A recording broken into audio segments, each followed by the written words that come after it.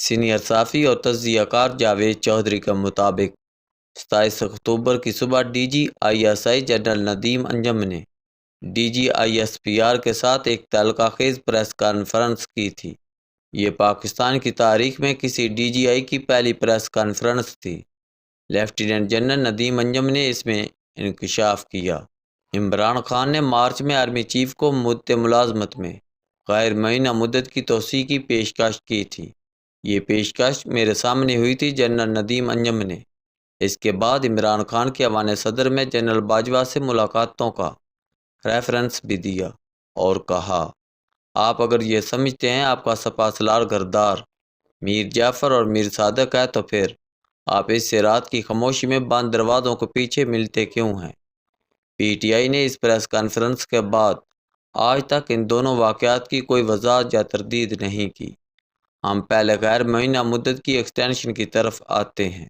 Opposition نے جب عدم اعتماد کی تحریک جمع کرا دی تو عمران خان نے بچاؤ کی کوشش شروع کر دی۔ یہ ایم کیو ایم کو راضی کرنے کے لیے بہادر آباد بھی گئے، چودھری شجاعت سے ملاقات کے لیے لاہور بھی آئے اور انہوں نے اپنے ایم این ایز کو منانے اور خریدنے کی کوشش بھی کی، لیکن جب یہ تمام حربے ناکام ہو گئے تو عمران خان نے جنرل باجوہ کو راضی کرنا شروع کر دیا۔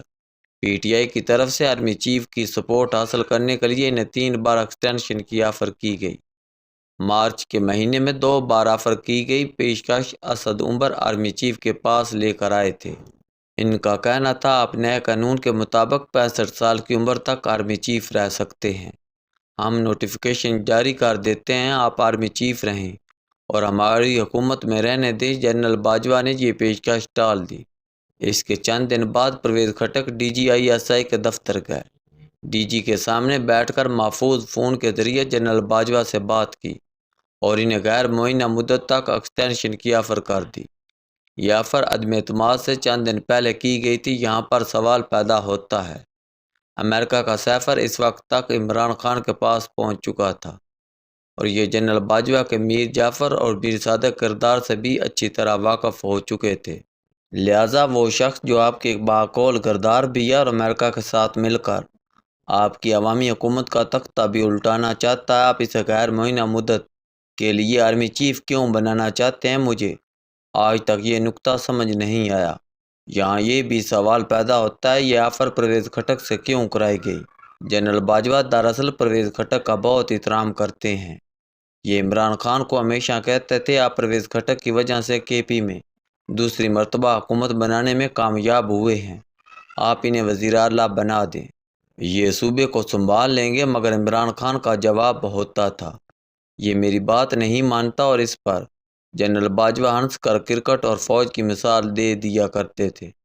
یہ کہتے تھے، کرکٹ میں جب کوئی کھلاڑی زیادہ اچھا کھیل رہا ہو تو اسے زیادہ مواقع دیے جاتے ہیں، لیکن آپ نے کے پی میں اپنے بیسٹ پلیئر کو پویلین میں بٹھا دیا، مگر کیونکہ مرشد پرویز خٹک سے بھی مطمئن نہیں تھے، لہذا یہ بھی 3.5 سال محروم رہے۔ بہرحال پرویز خٹک کے ذریعے پی ٹی آئی کا آخری وقت تک جنرل باجوہ سے رابطہ رہا۔ جنرل باجوہ نے عدم اعتماد سے پہلے پوزیشن کو تحریک واپس لینے کا مشورہ بھی پرویز خٹک کی درخواست پر دیا تھا۔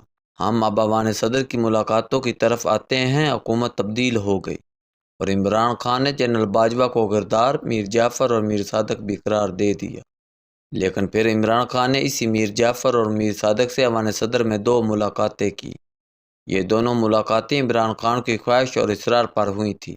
صدر عارف علوی عمران خان کا پیغام لے کر جنرل باجوہ کے پاس آئے تھے اور ان کا اصرار تھا، آپ ایک بار خان سے ضرور مل لیں۔ جنرل باجوہ نے جواب دیا، عمران خان کسی بھی وقت آرمی چیف ہاؤس آ سکتے ہیں، مگر یہ آپشن عمران خان کو سوٹ نہیں کرتا تھا۔ صدر کے ذریعے پیشکش کی گئی، جنرل باجوہ پرویز خٹک کے گھر آ جائیں۔ جواب دیا گیا، آرمی چیف کے ساتھ سیکورٹی ہوتی ہے، یہ جب پرویز خٹک کے گھر جائیں گے تو پوری دنیا کو علم ہو جائے گا۔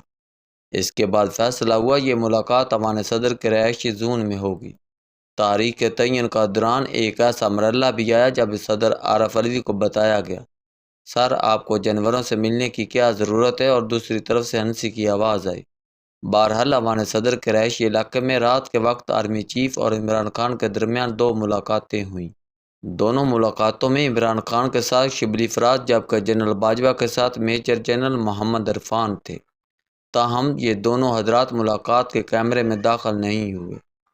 عمران خان اور جنرل باجوہ کے درمیان 1 on 1 ملاقات ہوئی اور یہ دونوں 45 منٹ کی ملاقاتیں تھیں۔ عمران خان دونوں مرتبہ جلدی میں تھے۔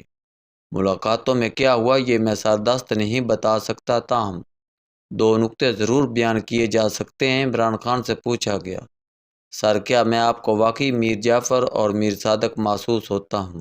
عمران خان کا جواب تھا، یہ میں نے آپ کو نہیں کہا تھا، میں ہمیشہ میاں نواز شریف اور شہباز شریف کو میر جعفر اور میر صادق کہتا ہوں۔ دوسرا نکتہ، عمران خان نے فرمائش کی، جنرل صاحب آپ بس اس حکومت کو گرا دیں، انہیں فارغ کر دیں۔ جنرل باجوہ نے جواب دیا، سر میں یہ کیسے کر سکتا ہوں؟ یہ الیکٹڈ گورنمنٹ ہے، میں یہ غیر آئینی کام کیسے کر سکتا ہوں؟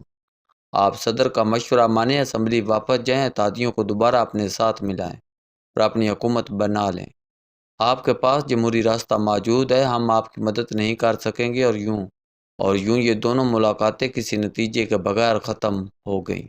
عمران خان نے ان دونوں ملاقاتوں کے بعد 12 ستمبر کو کامران کے شو میں عندیہ دیا، قمر جاوید باجوہ الیکشن تک ایکسٹینشن لے لیں، نئی حکومت آئے اور یہ نئے آرمی چیف کا تعین کر لیں۔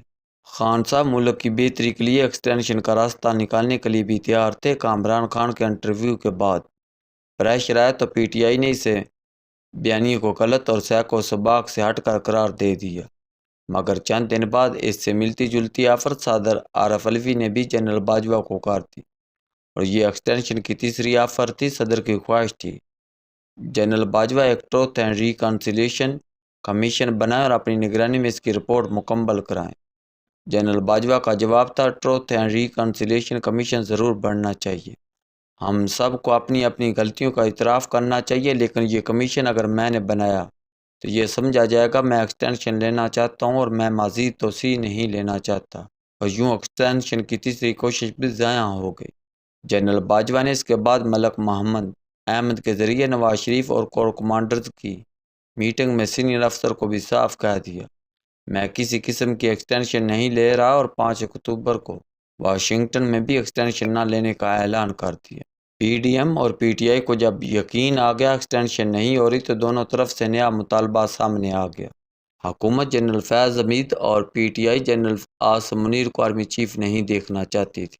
جنرل باجوہ عاصم منیر کو پسند کرتے تھے، یہ سمجھتے تھے ان کے ساتھ 2018 میں زیادتی ہوئی، لیکن اس کے ساتھ ساتھ ان کا خیال تھا اگر general Asim Munir army chief بن جاتے ہیں تو عمران خان کی نفرت اگلی قیادت تک چلی جائے گی۔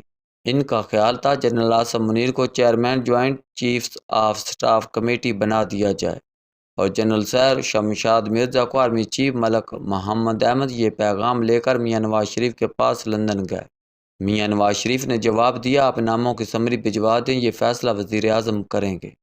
تاہم اس دوران شاہد خاقان عباس سے بھی آرمی چیف سے ملے۔ جنرل باجوہ نے انہیں بھی صورتحال سمجھائی اور انہیں جنرل سیر شمشاد مرزا کا نام دیا، لیکن چند دن بعد میاں نواز شریف نے اپنے ایک کاروباری دوست جنرل باجوہ کے پاس بھجوا دیا۔ اس دوست کے دونوں کے ساتھ دارینہ تعلقات تھے۔ اس نے آرمی چیف سے 2 سوال کیے، ایک، دونوں امیدواروں میں سے زیادہ دباؤ کون برداشت کر سکتا ہے؟ جنرل باجوہ کا جواب تھا جنرل عاصم منیر۔ دوسرا سوال تھا، عربوں کے ساتھ کس کے تعلقات زیادہ اچھے ہیں؟ جنرل باجوہ کا جواب تھا جنرل عاصم منیر، اور یوں جنرل عاصم منیر کا فیصلہ ہو گیا۔ میاں نواز شریف نے میاں شہباز شریف کو جنرل عاصم منیر کا نام دیا اور چھٹیوں پر یورپ چلے گئے۔ فائنل تقرری سے پہلے ملک محمد احمد لاہور سے خواجہ آصف کو لے کر اسلام آباد آئے۔ عمران خان کے دھرنے کی وجہ سے راولپنڈی اسلام آباد کے راستے بند تھے۔ یہ دونوں وزیر اعظم کے ہیلی کاپٹر کے ذریعے GHQ پہنچے۔ جنرل باجوہ سے آخری مشورہ کیا اور وزیر اعظم نے اگلی صبح اپنی تجویز ہمارے صدر بھجوا دی۔ وزیر اعظم نے اس کے بعد صدر عارف علوی کو اپنا طیارہ دیا، یہ لاہور گئے۔ عمران خان کو منایا، نئے آرمی چیف کا اعلان ہوا اور وزیر اعظم ترکی کے دورے پر چلے گئے۔